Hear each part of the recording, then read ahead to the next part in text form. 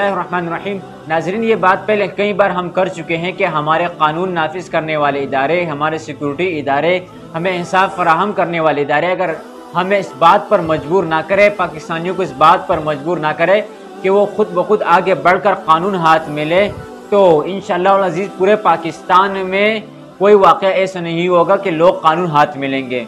लेकिन ज़ाहिरी बात है कि जब कोई केस कानून नाफिज करने वाले इदारों के पास जाता है, कोई केस उनके सुपुर्द किया जाता है, तो आप बजाय इसके कि कानून नाफिज करें, जो आपके आईन में लिखा है उसकी नफाज की कोशिश करें।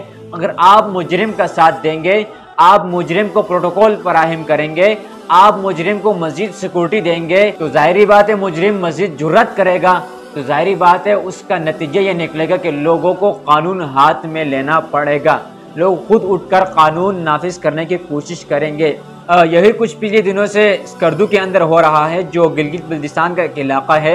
वहाँ पर एक शख्स शेख बाक़िर हुसैन अल हुसैनी जो बदबख्ती का इजहार करता है, नबी करीम सल्लल्लाहु अलैहि वसल्लम के प्यारे सहाबाए कराम जो मेरे और आपके ईमान का हिस्सा है, जो हमारे ईमान का एक ऐसा जुज़ है कि उसके बगैर हमारी ईमान मुकम्मल नहीं हो सकती, उनमें से टॉप कैटेगरी के सहाबाए कराम में से अमीर मुआविया रज़ी अल्लाह तआला अन्हु, अबू सुफियान रज़ी अल्लाह तआला अन्हु के बारे में गुस्ताखी करते हैं और ऐसी घटिया ज़बान इस्तेमाल करते हैं जो मैं इस वीडियो में आपके सामने बयान नहीं कर सकता।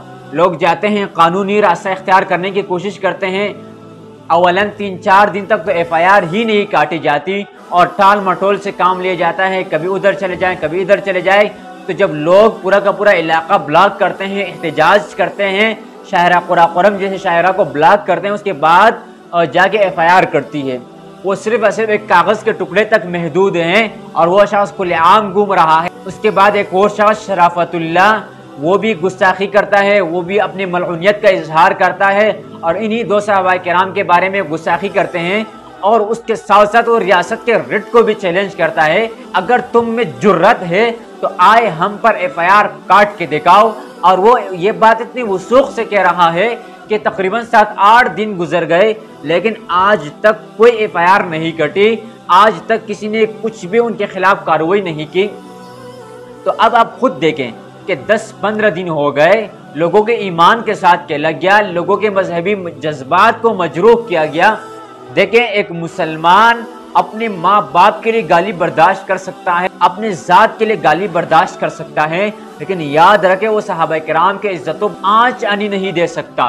वो सहाबाए किराम के इज्जतों का मुहाफिज है। अगर आप उनके जज्बात को मजरूह करोगे, हमारे पास सबसे पहला ऑप्शन तो ये होगा कि हम कानून नाफिज करने वाले इदारों के पास जाएंगे, हमें इंसाफ फराहम करने वाले इदारों के पास जाएंगे। लेकिन ज़ाहिर बात है कि जब वहाँ से हमें इंसाफ नहीं मिलेगा, ज़ाहिर बात है आवाम है, हुजूम है, तो वो कानून हाथ मिलेगा। अब ज़ाहिर बात है अगर वो शख्स किसी के हाथ आए तो वो उसे माफ़ तो नहीं करेगा, उसे जिंदा जला के रखेगा। तो फिर यही इदारे, यही उलमाए किराम, यही गवर्नर, यही वज़ीर आला, यही सेक्रेटरीज, तो वो कहेंगे कि भाई ये इस्लाम की तालीमात तो नहीं है, ये इस्लाम का चेहरा तो नहीं है कि आप कानून हाथ में लें, आप खुद कानून नाफिज करने वाले बने।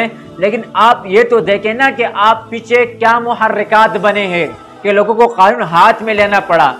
जनावाला वाक़े पर हमने ये बात की थी कि देखें उन्होंने इंजील जलाया, उनके घरों को जलाया, ये बिल्कुल एक गलत हरकत था। लेकिन आप ये तो देखें कि ये गलत हरकत करना क्यों पड़ा, ये गलत हरकत पर मजबूर किसने किया।